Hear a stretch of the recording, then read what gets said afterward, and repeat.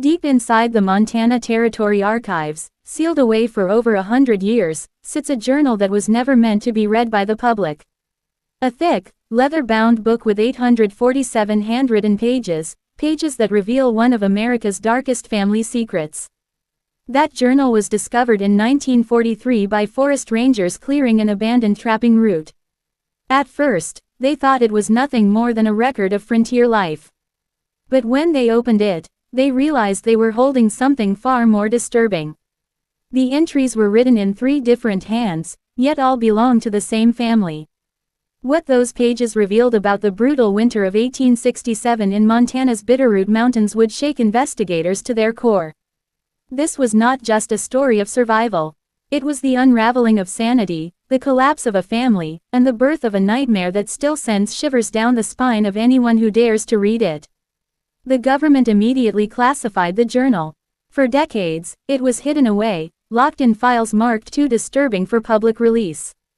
But tonight, we're opening those pages again. Before we continue, make sure you're subscribed to our channel and hit the notification bell. We bring you the stories the history books refuse to print. And let us know in the comments, what state are you watching from?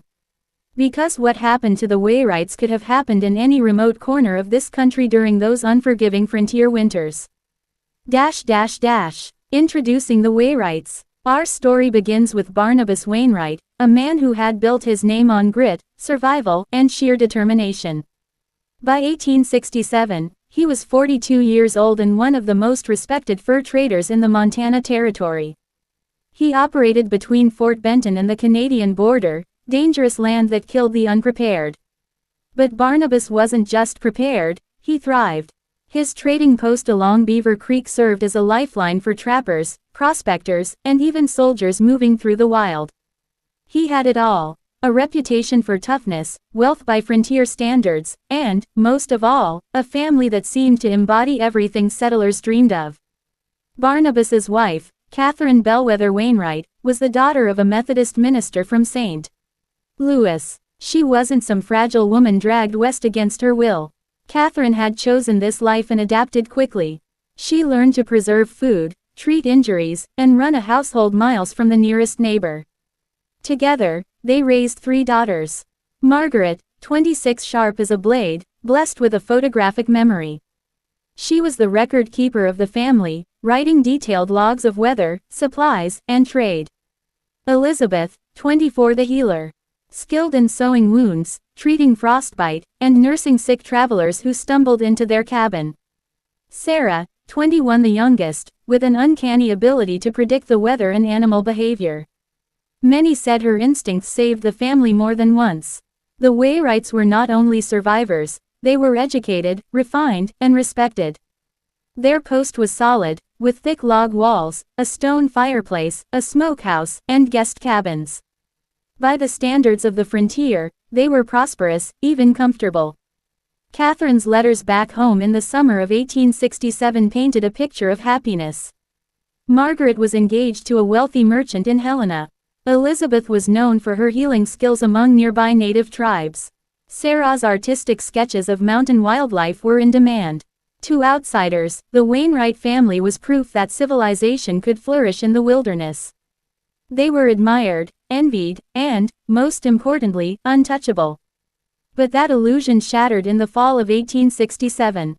The first storm. Old-timers would later say that the winter of 1867 was the worst Montana had ever seen.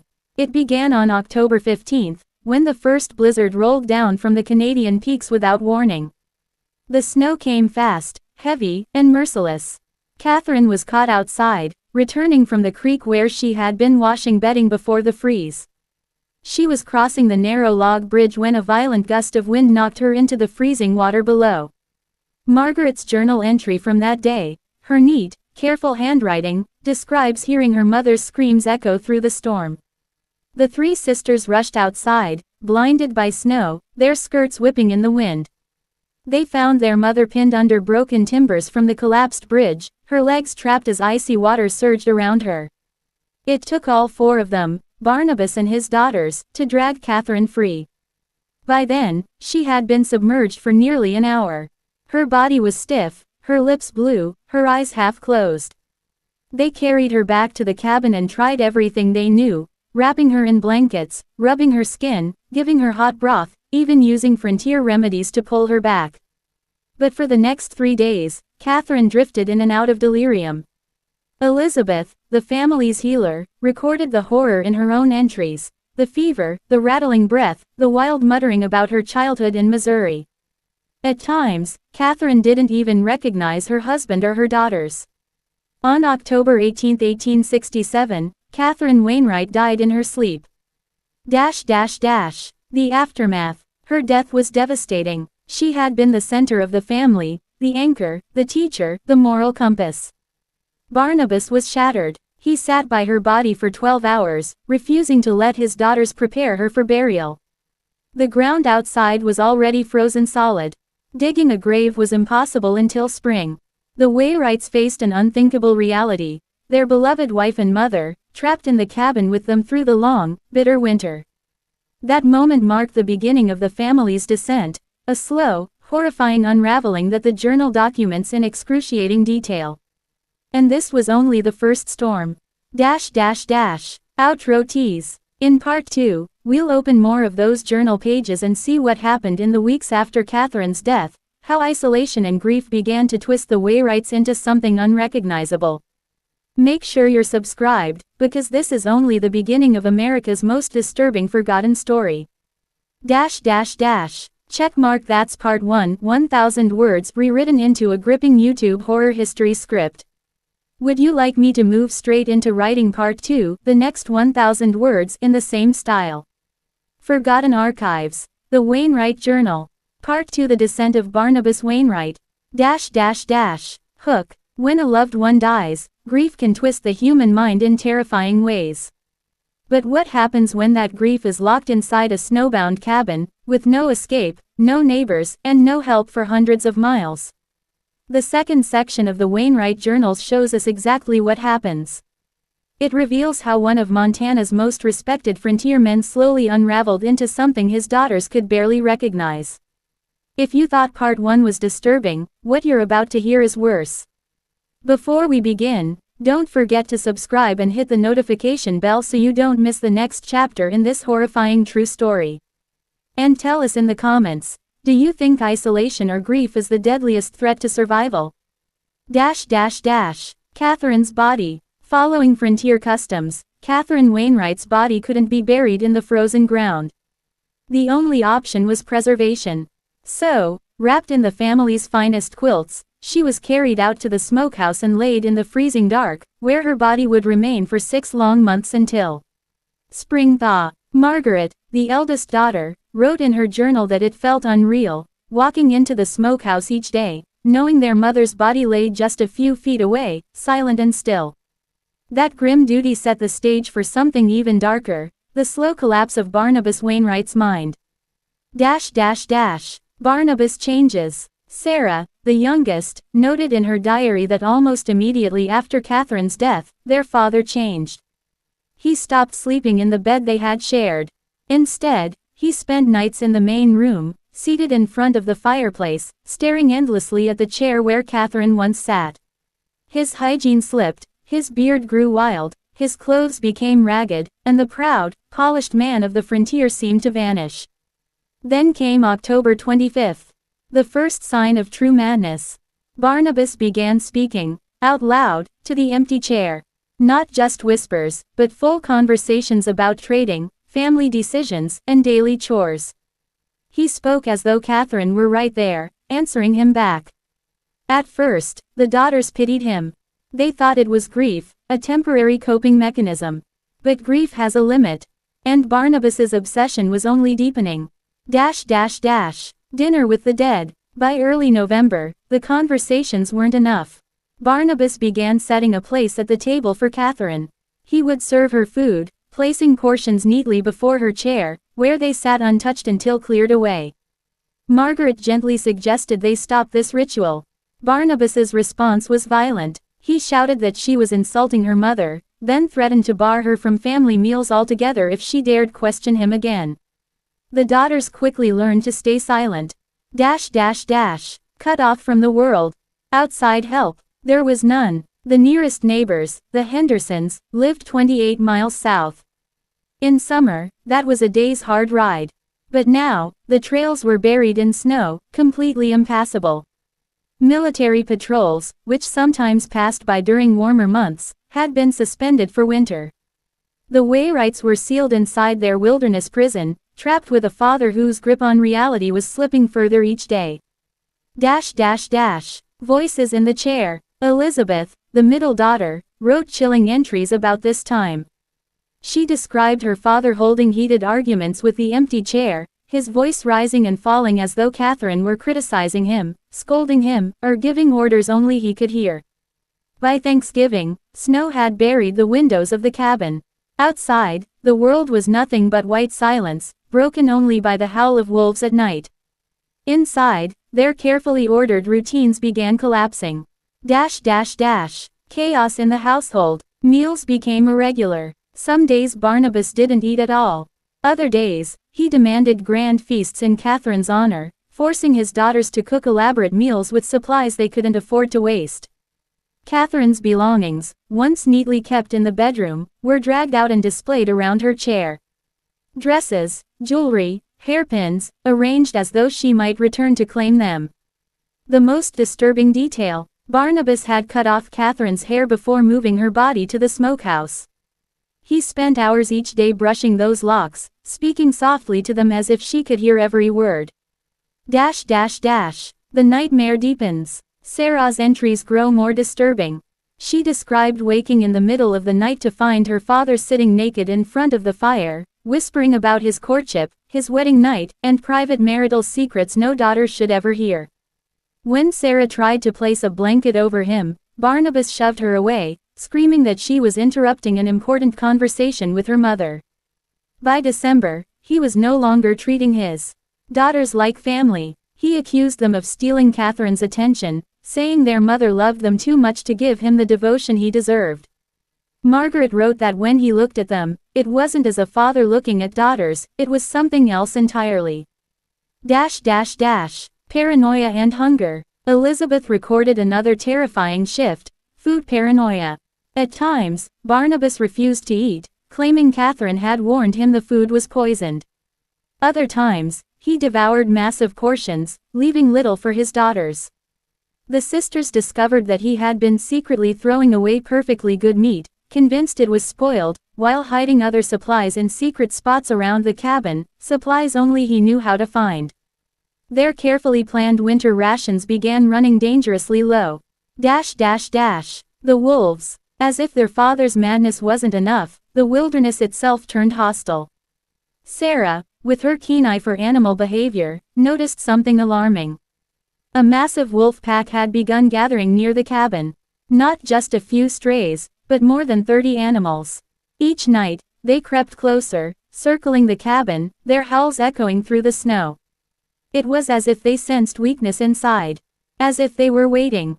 The turning point. On December 15, Margaret wrote an entry that marked the beginning of true terror. Greater than, father spoke to mother's chair for 3 hours today. When he was done, he turned and looked at us, not as daughters, not even as people he knew. It was the look of a man seeing something else entirely.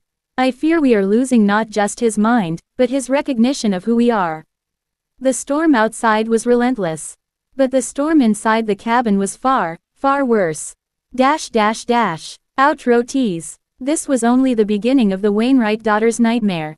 In Part 3, the journals reveal how Barnabas's obsession with Catherine would soon take on a horrifying new form, and how the wolves outside the cabin weren't the only predators closing in. Make sure you're subscribed. You do not want to miss what comes next. Checkmark. That's Part 2 rewritten approximately 1,000 words in a chilling, easy-to-digest YouTube horror script style. Part 3 The Madness of Barnabas Wainwright. Hook. Imagine being trapped in a remote cabin, deep in the frozen Montana wilderness. The snow is piled so high you can't leave, wolves circle outside, and inside, the man you once called father begins to look at you not as his child, but as something else entirely. This is not just grief. it is the unraveling of a man's mind, and for the Wainwright daughters, it became the most terrifying winter of their lives. The Wainwright girls, Elizabeth, Sarah, and Margaret, had always seen their father as a strong, respectable man. But after Catherine Wainwright's sudden death, something inside Barnabas broke. At first, it was sorrow, but soon it turned into something far darker. He asked Elizabeth to brush her hair like their mother once did, and when she did, he watched her with an intensity that made all three daughters uneasy. Another night, he demanded that Sarah put on their mother's blue dress, the one Catherine had worn during their anniversary. When Sarah refused, Barnabas erupted in rage, throwing dishes against the wall and shouting that his daughters were dishonoring their mother's memory. But the girls knew the truth. This was no longer about memory. The way Barnabas looked at them, the way his voice lingered on their names, it felt as if he no longer saw them as his children. Elizabeth, with her limited medical knowledge, recognized signs of what people in the 1800s called brain fever or nervous exhaustion. She had read that grief, isolation, and harsh conditions could twist a person's mind. But knowing the name of an illness was little comfort when their father was becoming unpredictable and dangerous. The sisters took turns staying awake at night, watching him. That's when they discovered he had been sneaking out into the freezing dark, barefoot at times, walking to the smokehouse where Catherine's body still lay. He would spend hours inside, whispering to her as if she were alive. Sarah's journal on December 20th reveals what she overheard. Father told Mother he was lonely, that he missed her touch, and that the bed felt empty without her. Then his words changed. He spoke of us, saying we looked like her, moved like her, and that sometimes, if the light was dim, he could almost believe we were her. By Christmas morning, 1867, Barnabas's delusions had fully taken hold. He set the table for 5, not 4. When Margaret asked about the extra plate, he looked at her, confused, and said, "For your mother, of course. She'll be joining us soon." The weight of it all began to crush the daughters. Elizabeth complained of blinding headaches. Sarah's drawings, once cheerful, grew dark, wolves with human eyes, and faceless figures watching from the trees. Margaret tried to hold them together, but what she discovered on December 28 nearly broke her. Letters hidden beneath her father's mattress. They were addressed to Catherine. In them, Barnabas confessed that he felt drawn to the girls, attracted to them in ways no father should be. He wrote that God had sent his daughters as comfort, and claimed Catherine's spirit had given her blessing. Margaret described her horror in her journal. Father writes of us as if we were women he might court, not daughters he should protect. Elizabeth searched their small library for answers. She read about men who, after terrible grief, lost all sense of morality. Some believed spirits whispered to them, telling them to act in ways they never would have before. Her studies gave her understanding, but not safety. On January 2, the horror turned physical. Sarah recorded the event. This morning, Father cornered Elizabeth in the pantry and tried to kiss her, saying she looked beautiful in Mother's apron.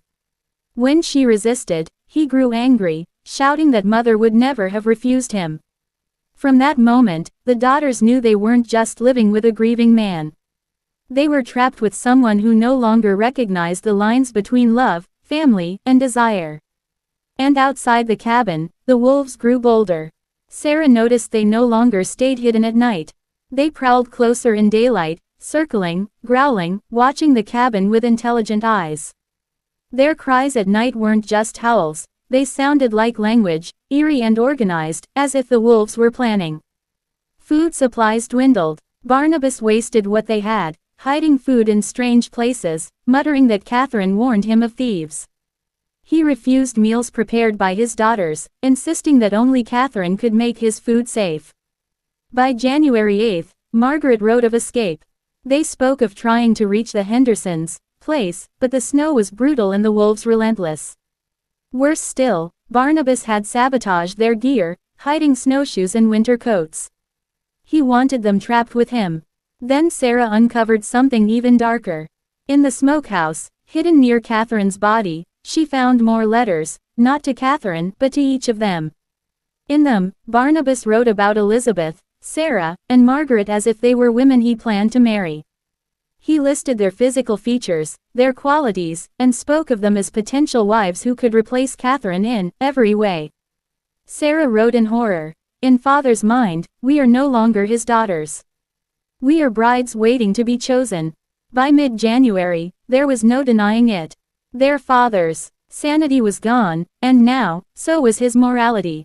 Then came January 18th. A blizzard unlike anything Montana had seen swept in. The cabin was sealed in by snow, escape made impossible. That morning, Barnabas sat at the table and declared, "God has answered my prayers. My new wives cannot leave me now." Elizabeth wrote that he had stopped sleeping. His eyes were sunken, his hair wild, his face skeletal. He looked more beast than man. In his room, the girls found silver rings he had made from melted coins, and crude marriage certificates. Each one named a daughter as his bride, signed with Catherine's name as a witness. Margaret's entry from January 22 is chilling.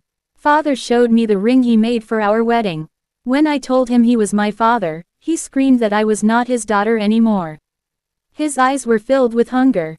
He said I was a woman in his house, and I owed him my companionship." The sisters were now prisoners in a nightmare.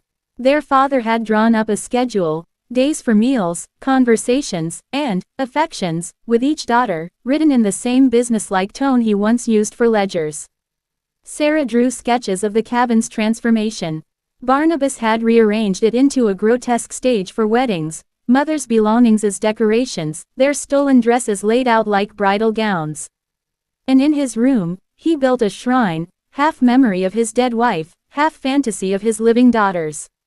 The storm held outside, wolves pressed closer, and inside, their father's mind slipped further into darkness. To be continued. If this chilling story has you hooked, don't keep it to yourself. Share it with a friend who loves true horror tales, hit that like button to support us, and subscribe so you don't miss part 4 of this terrifying saga. Sparkles, would you like me to also shorten this into a YouTube narration script style, more conversational, less like reading a novel, or do you prefer keeping it in a written diary plus storytelling style like this? Part 4, Trapped with the Wolves and the Madman. Hook. Picture this. A raging blizzard outside, wolves howling like demons in the snow, and inside the cabin, your own father crafting wedding rings, insisting that his daughters are no longer his children but his brides. For the Wainwright sisters, January of 1868 became a fight for survival, not just against the wilderness but against the man who should have protected them. The storm sealed the cabin shut. The wind screamed through the cracks in the logs, rattling the shutters. Snow piled higher and higher until the windows glowed white. Any thought of escape was gone. Barnabas seemed almost joyful at the storm's fury. He announced that God had answered his prayers. His wives were now trapped with him forever. The sisters sat silent, too terrified to respond. Sarah's journal captures their dread. The snow is too deep. The wolves stalk closer. And Father smiles at the storm as if it is a wedding gift from heaven. A home turned prison. The cabin that had once been their shelter now felt like a cage. Barnabas spent his nights pacing, speaking to Catherine's empty chair, then turning his gaze on his daughters. He no longer tried to hide his intentions. Elizabeth wrote, "His eyes follow us everywhere. He whispers words meant for lovers, not children. When we move through the cabin, he reaches for us. He no longer sees us as his blood. He sees us as replacements." He laid out crude silver rings he had forged.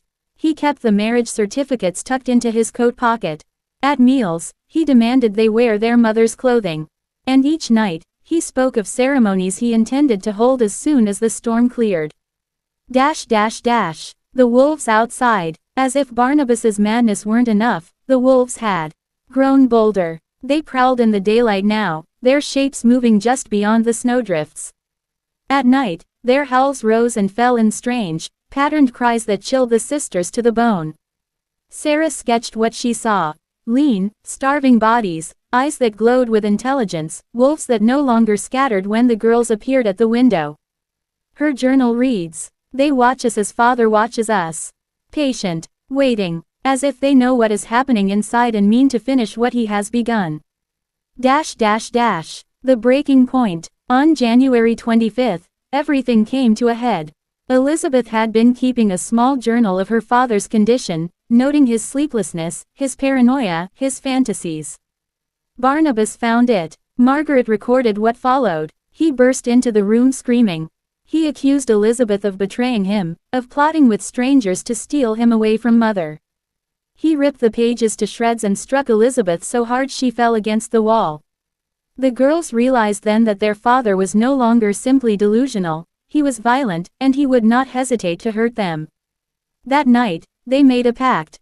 One of them must always remain awake, not just to watch for wolves, but to protect each other from their own father. Letters from the dead. A new horror emerged when Sarah discovered more of Barnabas's writings hidden beneath the floorboards. These weren't just letters, these were sermons, in which Barnabas claimed Catherine spoke to him directly. Elizabeth read them in disbelief. In Barnabas's handwriting, Catherine supposedly instructed him to take the daughters as brides, for they are flesh of my flesh and will comfort you as I once did. Sarah wrote, it is not grief that drives him. It is obsession. He has made Mother his prophet, his accomplice in madness. Inside the storm, the blizzard howled for days without stopping. The roof creaked under the weight of snow. The windows froze solid, supplies dwindled, but Barnabas continued preparing for his weddings. He decorated the cabin with Mother's belongings, her shawls, her dresses, even strands of her hair he had cut before placing her body in the smokehouse. Sarah's drawings show the grotesque scene. Catherine's dress draped over a chair like a guest at the table, silver rings lined neatly beside plates of frozen bread, and their father's wild eyes gleaming in the firelight. A terrifying confrontation. On January 29, Barnabas acted on his twisted plans. He cornered Margaret in the storage room, presenting her with the ring he had made for her wedding. When she protested, telling him she was his daughter, he flew into a rage. Margaret's journal records the moment. His face changed. He said I was no longer his daughter. He said I was a woman in his house, and therefore bound to him by duty. His hands shook with anger, and for the first time, I thought he might kill me. The sisters managed to pull her away, but the message was clear, Barnabas would not wait much longer. The wolves breached the perimeter. That same night, the wolves pressed closer than ever before. Their cries were deafening, echoing through the snowstorm like war chants. In the morning, the sisters found claw marks gouged into the cabin's door and windowsills. The wolves were testing the defenses. Elizabeth wrote, the beasts outside and the beast inside, both hunger for us. We are trapped between them. I do not know which will reach us first. The sisters' desperation. With no escape and no help coming, the sisters began to consider the unthinkable. Could they restrain their father? Could they fight him? Margaret raised the idea in her journal. If father intends to make us his brides, then perhaps it falls to us to stop him before the wolves, or God, finish what he has begun. But even as they whispered plans in the dark, they knew Barnabas listened. His ears were sharp, his mind cunning despite the madness. And he had already proven he would destroy anything that threatened his fantasy. The cliffhanger. By the last day of January, the storm still raged, the wolves still howled, and Barnabas had set a date, February 1st, for the first of his weddings. Sarah's journal ends part 4 with a single, chilling line. Tomorrow, father says, the first ceremony will be held. I fear the wolves are not the only ones waiting for blood. To be continued. If this story has you on edge, don't stop here. Share it with a friend who loves dark history, hit that like button to support us, and subscribe so you don't miss part 5 of this haunting true tale. Do you want me to make part 5 even darker by introducing the wolves breaching the cabin, or should I hold them back longer to stretch the tension while focusing more on Barnabas's unraveling? Part 5: The Wedding That Should Never Be. Hook. Imagine being trapped in a snowbound cabin with wolves scratching at the walls, and your own father announcing he will marry you in the morning. For the Wainwright sisters, February 1, 1868, was not just another day of survival, it was the day their father's madness reached its breaking point. The chosen bride. The storm hadn't let up. The snow sealed the cabin doors shut, the windows frozen solid. Inside, the fire burned low, and Barnabas Wainwright declared that God had spoken to him again. Sarah's journal records the chilling words. Father announced at breakfast that tomorrow he would marry Margaret. He said Catherine had given her blessing in a dream. He said it was time for us to stop resisting and accept God's plan. Margaret sat frozen in silence. Elizabeth squeezed her hand under the table. Sarah scribbled the scene into her journal, her hands trembling so hard she could barely write. Barnabas smiled like a man who had won a prize. Preparations for the ceremony. That day, Barnabas worked feverishly. He melted more silver coins in the fire, shaping them into crude rings. He cleared space in the main room, draping mother's shawls across the chairs as if preparing for honored guests. He even carved a wooden cross from firewood, placing it above the hearth. Margaret's journal entry. He spoke of the ceremony with joy. He said we would exchange vows before the cross, and that Catherine herself would witness from her chair. He said the wolves outside would serve as God's choir. The girls exchanged terrified glances but dared not speak. Every word could trigger his rage. The wolves pressed closer. As Barnabas prepared, the wolves circled the cabin. Their howls rose and fell in a terrible rhythm, like voices chanting at a funeral. Sarah sketched what she saw. Shadowy shapes pacing just beyond the window glow, eyes catching the firelight like coals. Her journal that night reads, I believe the wolves know. They feel the sickness in this house. They circle, waiting. Perhaps they mean to save us, or perhaps they mean to finish us. The night before, on January 31st, the sisters could barely sleep. They stayed huddled together, whispering plans. Could they overpower their father? Could they tie him down? Escape was impossible. Snow blocked the doors, wolves blocked the path. Elizabeth whispered, if we wait, if we do nothing, Margaret will not survive tomorrow. But their father prowled the cabin all night, muttering prayers, staring at Catherine's chair, polishing the rings he had made. Any move against him could have ended in blood. February 1, 1868. The wedding begins. The morning arrived with eerie stillness. The blizzard had slowed, leaving the world outside muffled in white. Inside, Barnabas dressed in his best suit, the one he had worn to trade in the nearest town the previous spring. He slicked back his wild hair with melted snow and tied a black ribbon around his neck. Margaret wrote. He looked almost like father again. Almost. But his eyes were not father's. They belonged to something else. He ordered Margaret to wear Catherine's blue dress, the anniversary dress she had refused before. This time, with no escape, she obeyed. Elizabeth buttoned it for her, tears streaming down her cheeks. Sarah's hand shook as she sketched the scene, her sister draped in their dead mother's clothing, their father grinning with pride. The ceremony. Barnabas lit candles around the room, muttering prayers. He stood before the cross and gestured for Margaret to join him. Elizabeth's journal. He spoke vows as if from a prayer book. He promised to honor and cherish her. He asked her to repeat after him.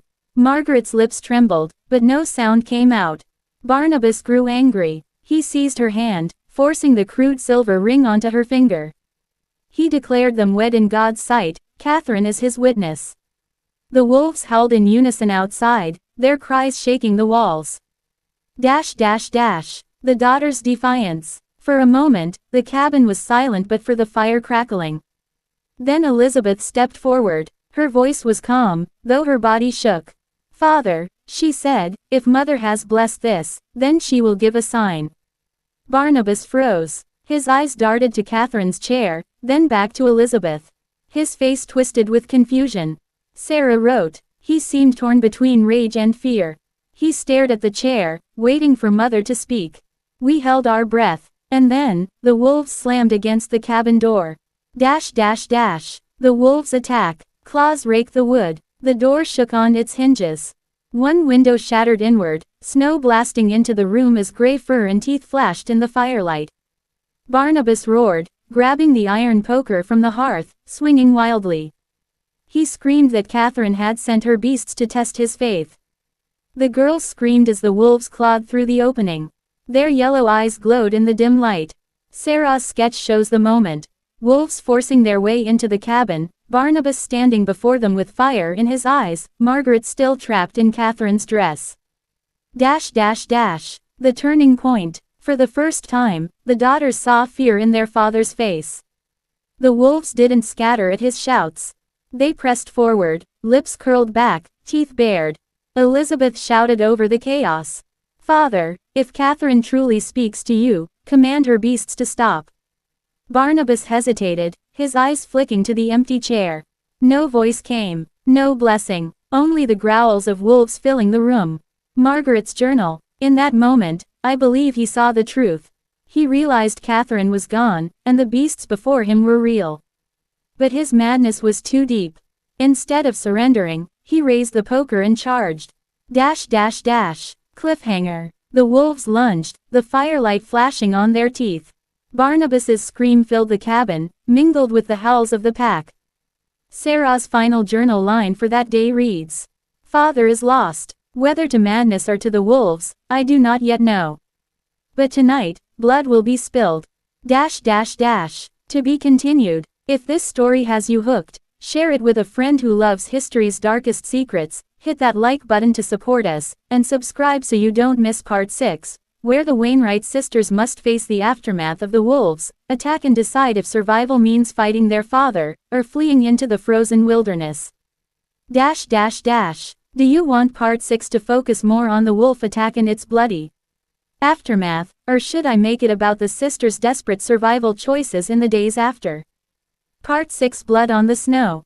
Hook. Imagine being snowed in with a father who's lost his mind, and then watching a pack of starving wolves smash through your cabin door. For the Wainwright sisters, the night of February 1, 1868, would be burned into memory as the night the wilderness itself turned against them.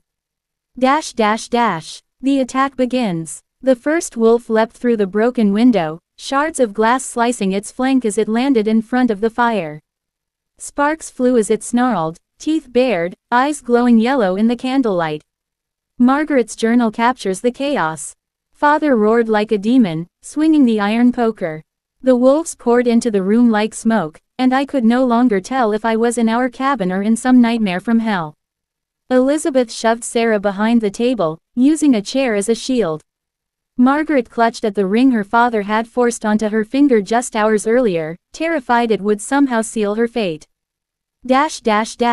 Barnabas's frenzy. Barnabas fought like a wild beast himself, striking at the wolves, cursing them as Catherine's false servants. His face was lit by fire and candle glow, his eyes wide, his beard wild. For a moment, the daughters thought he might hold them back. But there were too many. Sarah's journal. I counted 6 wolves inside the cabin, their bodies filling the room, their howls rattling the walls. Father struck one across the muzzle, but another bit deep into his leg. He did not cry out. He only laughed. Barnabas shouted that this was his wedding feast, that God had sent the wolves to witness his union.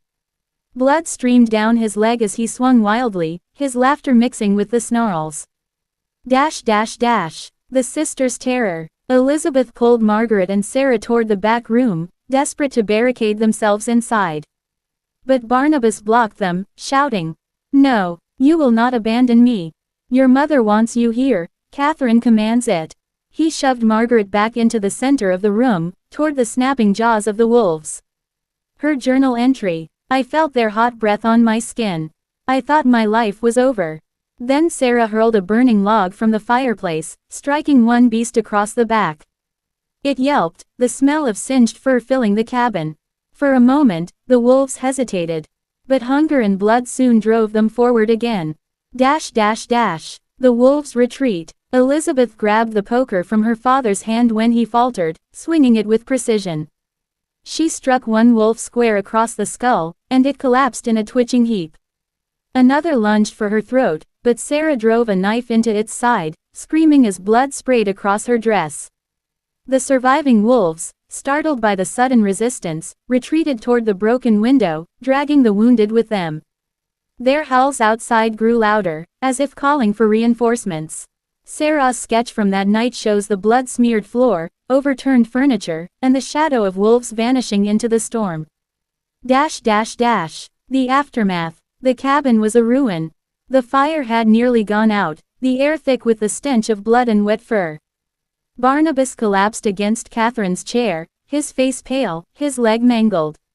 Margaret wrote. Father looked at me and smiled, his teeth red with blood. He said, "Do you see, Margaret? Even the beasts recognize our bond. They come to bless us." Then he fainted. Elizabeth rushed to bind his wounds with torn sheets, though her hands shook violently. She knew infection was almost certain. The daughters debate. In the flickering light, the sisters argued in whispers.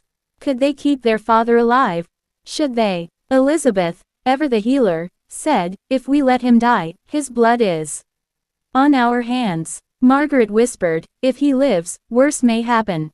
Sarah, the youngest, finally said, "He is already gone. The man we knew is gone. What remains is something else." Their words were captured in the journals with chilling honesty. For the first time, the sisters admitted what they had all feared: their father was not just grieving. He was dangerous. The wolves return. That night, as they tried to rest, the wolves returned. Their howls were closer, circling the cabin, scraping against the wood with claws. One even leapt onto the roof, sending snow crashing down. Sarah wrote, "They do not leave. They wait for weakness. They smell father's blood. Perhaps they even smell ours. I no longer know if they are ordinary wolves or something more, spirits of the mountains, punishing us for our sins." The sisters barely slept, clutching knives and praying the storm would ease. Barnabas awakens. By morning, Barnabas stirred. His leg was swollen, his skin pale, his eyes fever bright. He whispered to Margaret, "You are mine now. Catherine has given you to me. When I recover, we will finish our vows." Margaret pulled away, her heart pounding, but said nothing. To resist him in that moment would have been suicide. Elizabeth noted in her journal, "His wound festers already. The wolves have poisoned him, or the filth of his madness has spread into his body. Yet still he speaks of marriage, of Catherine's will, of God's blessing. He clings to delusion like a drowning man clings to driftwood." The daughters' secret plan. That evening, the sisters gathered in whispers once again. They realized they could not survive both the wolves outside and the wolf inside their home. Something had to be done. Margaret wrote, "Elizabeth says we must prepare. If the wolves do not kill him, we may have to. My hand trembles even writing it, for he is our father, but he is also the danger that may destroy us all." Sarah sketched a knife on the table, its blade stained from the wolf she had struck days earlier. Beside it, she wrote only one word: choice. Cliffhanger. The sisters lay awake that night, the storm raging, the wolves circling, and Barnabas muttering fevered vows to the ghost of Catherine. Elizabeth's final entry for February 2 reads, "We have little food. The wolves grow bold. Father is lost to us. And tomorrow, perhaps, we must decide who will spill blood first, him, or us." To be continued. If this story has you gripping your seat, don't forget to hit that like button, share it with someone who loves dark history, and subscribe so you don't miss part 7, where the Wainwright sisters face the most unthinkable choice: survive the wilderness, or survive their father. Do you want part 7 to show the sisters actually plotting and attempting to kill Barnabas, or should I make it about how his infection and fever drive him into an even darker madness before they act? Part 7 Fever Dreams. Hook. What would you do if the man meant to protect you became the very monster you feared most? For the Wainwright sisters, the February nights grew longer, colder, and darker, not because of the storm, but because of the fever burning inside their father. Barnabas's decline. The wound on Barnabas Wainwright's leg had turned black around the edges, the flesh swollen, oozing with infection. His breath stank of rot, and his skin burned hot with fever. Margaret's journal for February 3. Father sweats as if aflame, his lips cracked, his words slurred. Yet still he speaks of vows and binding, of Catherine's will. He calls me wife even as he shakes and shivers like a child. I dare not meet his eyes. Elizabeth, the eldest, worked tirelessly to keep him alive, pressing cloths soaked in snowmelt against his brow, trying to cleanse the wound. But the infection spread faster than she could fight it. Sarah whispered the words none of them wanted to say aloud. It would be mercy to let him go. The fever visions. As night fell, Barnabas began to speak to shadows. He claimed Catherine stood in the corner of the cabin, her eyes blazing, her mouth twisted in a smile. Elizabeth recorded his words. He said Catherine commanded him to finish the ceremony, to bind his blood to Margaret's before sunrise. He swore that if we did not obey, she would open the door for the wolves. Margaret wrote that his voice shifted, low and growling, almost not his own. Catherine waits in the storm. She calls the wolves. They are hers. They are mine. Sarah sketched what she saw. Her father sitting upright in bed though near death, pointing at the window where frost and snow clung, insisting he saw a woman's face watching them. The sisters struggle. The sisters huddled in the kitchen, whispering while their father raved. Elizabeth said, "We cannot kill him. He is our blood. God will punish us." Margaret whispered, "But God already punishes us. Look outside, look at what he's sent." Sarah clenched her fists. "If we do nothing, he will kill us himself. Or he will open the door and let the beasts finish what they began." The knife Sarah had used before sat on the table between them, its blade still darkened with dried blood. None of them dared touch it. The wolves grow bolder. That night, the wolves returned in greater numbers. Their bodies slammed against the cabin walls, their howls rising above the storm. One clawed furiously at the door until splinters flew. Sarah's journal. "I think they know. They smell the fever. They wait for us to fail." Barnabas screamed from his bed, calling to them as if they were allies, not enemies. He shouted Catherine's name over and over, demanding she bring him his bride.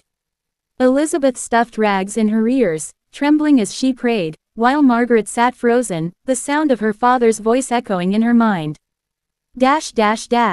Barnabas rises. On the 4th night of February, something impossible happened. Despite his festering wound, Barnabas rose from his bed. Margaret's journal. He stood, though his legs should have betrayed him. His eyes glowed with fever, his skin pale as bone. He called my name, reaching for me with a trembling hand, and for a moment, I did not see my father. I saw a corpse walking. Sarah's sketch shows him leaning heavily on the chair, his mouth open as if speaking words no human throat should utter. Elizabeth rushed forward, begging him to sit, but he shoved her aside with strength she hadn't thought he still possessed. His bloodied bandages trailed across the floor like a grotesque bridal train. The ceremony attempt. Barnabas dragged Margaret by the wrist toward Catherine's chair, where he had kept her ring and Bible. He muttered vows in a broken voice, mixing scripture with madness. "Catherine, bless this union. Flesh of flesh, blood of blood, let her be mine as you are mine." Margaret screamed, struggling, but he held fast. Elizabeth tried to pull him away, but his fevered strength was terrifying. Sarah finally grabbed the knife, raising it high. For one moment, the sisters' eyes locked, each knowing what must come next. The interruption. Before Sarah could strike, the wolves outside launched themselves against the broken window. Glass shattered, snow and wind pouring in. The pack was back, larger than before, their eyes glowing in the moonlight. Barnabas released Margaret and turned toward them, spreading his arms as if to welcome them. "My guests," he cried, "witness the union. Feast with me." The wolves snarled, their white teeth bared. One leapt into the cabin, knocking over Catherine's chair, scattering ashes from the hearth. Margaret later wrote, "It was as if the wilderness itself had chosen its moment. Father against beast, beast against man, and we caught in between." The sisters' flight. Seizing the moment, Elizabeth shouted for her sisters to run. They bolted toward the back room, slamming the door and shoving the chest against it. Through the cracks, they heard the struggle, the sound of claws tearing flesh, of Barnabas laughing and screaming, of wood breaking under the frenzy. Sarah pressed her hands over her ears, rocking back and forth. Margaret wept silently, the ring on her finger feeling heavier than iron. Elizabeth whispered, "We cannot leave him, but if we stay, we will die." Cliffhanger. The sisters sat in silence, the howls and screams echoing through the cabin. Then, suddenly, silence. No wind, no wolves, no father's voice. Margaret's journal ends with one final, chilling line for that night. "I do not know which is worse, that the wolves have killed him, or that they have not. To be continued. If you're still with me through this nightmare, hit that like button, share with your friends who love haunted history, and subscribe so you don't miss part 8, where the sisters discover what really waits for them when the cabin falls quiet. Do you want part 8 to reveal Barnabas's fate immediately, or should I build suspense with the sisters investigating the silent cabin step by step? Part 8: The Silence in the Cabin. Hook. The screams of wolves and the madness of Barnabas Wainwright ended in sudden silence. But silence can be far more terrifying than sound. For the Wainwright sisters, that silence was not peace, it was a warning. The morning after, when the pale light of dawn crept through the frost-crusted windows, the cabin stood in eerie stillness. The storm had passed, leaving a deadly calm. Elizabeth's journal, February 6th. We dared not open the door for hours. No howl, no voice, only silence. Sarah pressed her ear against the wall, claiming she could hear breathing, low and steady, as though something waited in the main room. Sarah sketched the backroom door, with claw marks raked deep into the wood from the night before. The sisters were too afraid to look, yet too terrified not to. The first glimpse. At last, Elizabeth moved the chest aside, her hands trembling as she pushed the door open just an inch. Margaret's account. The air smelled of blood, smoke, and fur. Catherine's chair was overturned, the Bible torn, the hearthstone scattered. I saw no wolves, no father, only shadows. Sarah swore she saw a shape in the corner, a man crouched low, unmoving. But when Elizabeth widened the crack of the door, nothing was there. The cabin felt emptier, and yet, not. Signs of survival. Elizabeth forced herself to search the room. She found blood pooled by the window, paw prints leading out into the snow. Some belonged to wolves, but one was larger, smeared with bare heel and toes. Father left, she whispered. No, Margaret answered. He was taken. Sarah disagreed. She pointed to a half-finished note on the table, written in Barnabas's neat hand, the ink still fresh. The ceremony will continue. Catherine commands it. The implication was chilling. He had survived. The wolves, behavior. That night, the wolves returned. But this time they did not attack. They circled the cabin slowly, their eyes glinting in the moonlight. Sarah's journal. They moved as though waiting for command. Not wild, not hungry. Waiting. Margaret feared what that meant. If father lives, she whispered, then he leads them. Elizabeth snapped, her nerves breaking. He is dying, raving, broken. Wolves do not follow the dead. But her words carried no conviction.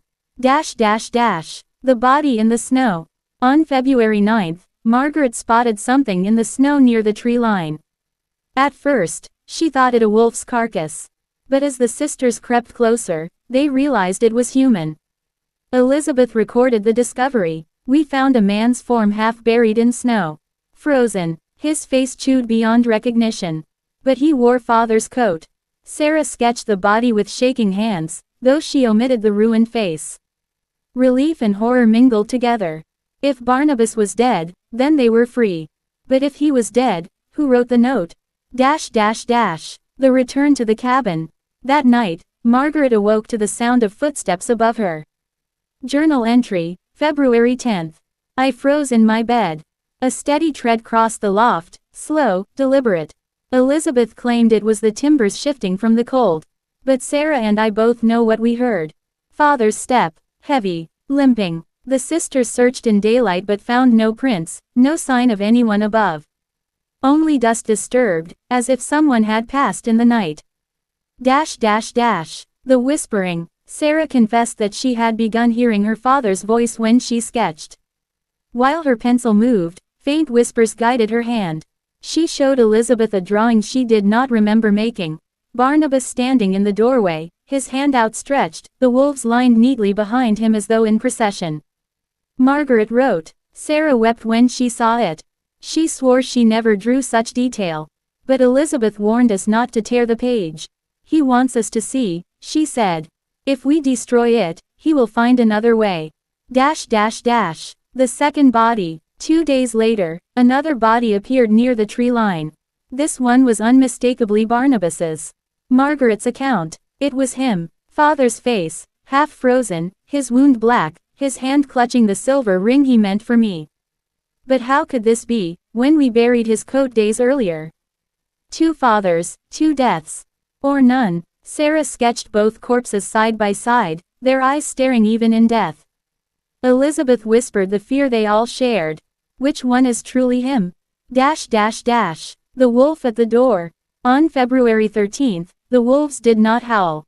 They came silently. Margaret's journal. One pressed its snout against the cabin door, breathing heavily. Its eyes glowed faintly red. Father's eyes. I swear I saw them. The beast did not move until morning, when it trotted off as though summoned elsewhere. The sisters barely slept, clutching the knife and Bible between them, praying for deliverance. Cliffhanger. The journals end with Sarah's chilling note on February 14th. I heard him tonight. Not outside. Not above. Inside. Father's voice, soft and low, beside my bed. He whispered, the wedding draws near. When I opened my eyes, there was no one there.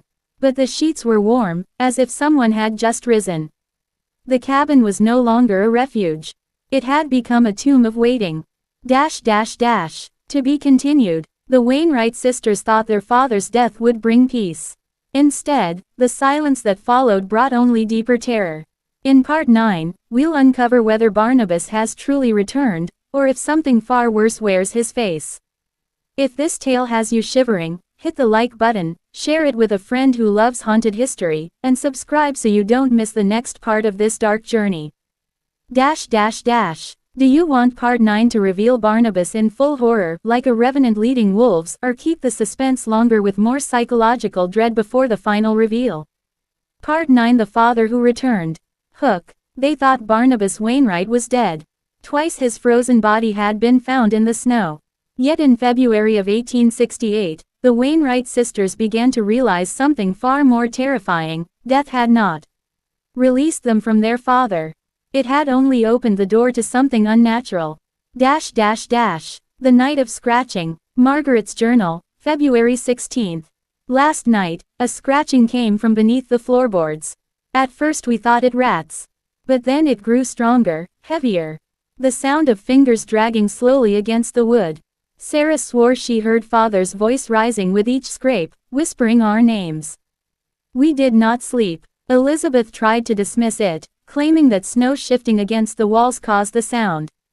But by dawn, claw marks appeared on the planks beneath their beds. The third body. On February 18th, Elizabeth ventured out to gather snow for melting. She returned pale and trembling. Just 50 yards from the cabin lay another body. Her journal reads, it was Father again. No mistake this time. His face clear, his eyes open, the skin frozen to a waxen white. And yet, his lips curved as though smiling. Worse, I swear I saw frost rise from his mouth, a faint exhale in the bitter air. Margaret sketched the scene. Barnabas on his back in the snow, a wedding ring clutched in his rigid fingers. But when they returned later with shovels to bury him, the body was gone. The cabin shifts. Inside, things began to move on their own. Catherine's chair, once knocked over during the wolf attack, now stood upright in its place by the fire. The Bible, which Elizabeth had closed, was found open each morning to the same passage in Revelations, and the dead shall rise. Sarah's drawings grew more disturbing. She sketched her father not as he had been in life, but gaunt and hollow-eyed, with wolves flanking him like sentinels. She claimed the images came unbidden, her hand guided by something outside herself. The knock at the door. On February 20th, just after midnight, 3 deliberate knocks shook the cabin door. Margaret's journal. We froze. Not wolves, not storm. Knuckles. Father's knock. He always rapped thrice when returning from trade journeys. Sarah whispered, "Do not answer." Elizabeth clutched the Bible to her chest. Then came his voice, low, steady, unmistakable. "My daughters, open the door. The storm is over." They did not move. The voice returned, louder. "Do you dishonor your father? Do you dishonor your mother's wish? Let me in." The knocking grew violent, then ceased. When the sisters dared to peek out at dawn, there were no prints in the snow. The wolves, procession. Sarah's entry, February 22. The wolves came again, but not to attack. They marched in a line, single file, circling the cabin thrice as though in ritual. Their eyes glowed faintly. At the rear of the line walked a figure, tall and stooped, cloaked in shadow. Father, or something wearing his shape. Elizabeth refused to look, covering her eyes. But Margaret pressed her face to the window. She swore she saw the figure stop, lift its head, and smile directly at her. The letters continue. While searching the smokehouse for hidden food, Elizabeth discovered fresh papers tucked inside a crack in the wall. The handwriting was Barnabas's, but more jagged than before. "My beloved daughters, Catherine speaks to me still. She says our family must be whole again. The snow is not prison but blessing, for it binds us together. Soon the vows will be spoken. Soon the feast will be set. You will see." Margaret burned the papers in the hearth. But that night, identical letters appeared upon their pillows. The singing in the dark. On February 25, Sarah woke to the sound of singing. A man's voice, deep and cracked, echoing through the walls of the cabin. She wrote in her journal. It was the hymn Father favored, "Nearer, my God, to thee." I followed the sound to the main room. Catherine's chair rocked slowly, though no wind stirred, and there, by the hearth, stood Father. His face pale as ash, eyes hollow but alight with fever. He sang, staring at me as though I were mother. When I gasped, he vanished. The chair stopped, the room froze, but the hymn lingered in the air. The daughters divide. By the final days of February, the sisters no longer agreed on their father's state. Elizabeth insisted he was dead, their visions nothing more than madness brought on by grief and hunger. Margaret argued that he lived, twisted by grief into something unnatural but still flesh. Sarah believed neither. She claimed Father had become something in between, a man bound to death but refusing to cross over. This divide weakened their unity. They argued more often, their whispered prayers drowned out by the ever-present howls outside. The wedding preparations. On March 1, Margaret found a new horror in their father's old trunk. Wedding dresses. Not mothers, but garments crudely stitched from curtains and bedsheets, each sized to fit one of the sisters. Rings fashioned from bone lay tucked beside them. Margaret's journal. He plans for us still. He prepares as though nothing has changed, as though death itself cannot sway him. I fear the vows will be spoken whether we consent or not. Cliffhanger. The chapter closes with Elizabeth's final entry, March 3. Tonight, I woke to a hand upon my shoulder. Cold, heavy, real. I turned and saw Father's face inches from mine. His lips moved, though no sound came. But in my mind, his voice thundered, "Tomorrow, the ceremony begins." To be continued. The Wainwright sisters can no longer deny it. Barnabas has returned, but not as the man they once knew. In Part 10, the horrifying conclusion, we'll witness the final fate of the family, the wolves, and the man who refused to die. If this story chills you to the bone, hit the like button, share it with a friend who loves dark history, and subscribe so you don't miss the final part of this historic horror tale. Do you want Part 10, the final part, to end with a violent confrontation, like the daughters fighting Barnabas, or a more ambiguous supernatural ending where his presence lingers forever in the Bitterroot Mountains? Part 10, the Bitterroot Wedding. Hook. For months, the Wainwright sisters survived storms, starvation, and the crumbling mind of their father. But on March 4, 1868, their nightmare reached its final chapter. What happened inside that Montana cabin would never appear in any frontier history book, yet the journals preserved it, page by page. This is the conclusion of the Wainwright horror. The ceremony begins. Margaret's journal, March 4th. We woke to the sound of bells. Not real bells, but the clanging of father's trading scales, struck again and again like church chimes. He stood in the main room, dressed in his old wedding coat, the cloth filthy, stiff with age. His eyes glowed with fever, his lips cracked but smiling. On the table he had set 3 rings, 3 dresses, and Mother's Bible. Barnabas declared that Catherine herself would preside. He pointed to her empty chair, insisting she smiled at them even now. The sisters trembled. The wolves gather. Outside, the howls began. Not scattered this time, but in unison, 30 wolves howling as one, their voices rising and falling like a congregation. The cabin shook with the sound. Sarah drew back the curtain and froze. "They're watching," she whispered. In the moonlight, the wolves sat in a perfect circle around the cabin, their eyes gleaming white, their heads lifted to the roof. And behind them, half hidden in the shadows of the trees, stood the figure of Barnabas. Yet Barnabas also stood inside the room before them. The first vow. Elizabeth, shaking, tried to reason with him. She opened the Bible, reading verses of comfort, but Barnabas only laughed. "That book belongs to Catherine now," he said. "She reads from it every night beside me. And she has given her blessing." He took Margaret's hand, forcing the crude silver ring onto her finger. Margaret screamed, struggling, but his grip was iron. "You are no longer my daughter," he hissed. "You are my bride." The struggle. Elizabeth leapt between them, slamming the Bible into his chest. Barnabas howled, not in pain, but like an animal, a guttural roar that rattled the walls. He threw her against the hearth, sparks bursting around her. Sarah grabbed the poker, striking his arm, but he barely flinched. Margaret wrote later, his strength was not of a starving man. It was something greater, something unholy. His skin cold as ice, his breath a stench of death. "We fought not our father, but the thing he had become." The fire. Elizabeth shouted that only fire could end it. With trembling hands, Sarah overturned the oil lamp, flames rushing across the wooden floor. Barnabas roared, retreating toward Catherine's chair, clutching it as though it were his bride. "Do not harm her," he screamed. "Catherine lives here. She is with me." The flames climbed higher, devouring curtains, bedding, even the crude wedding dresses he had sewn.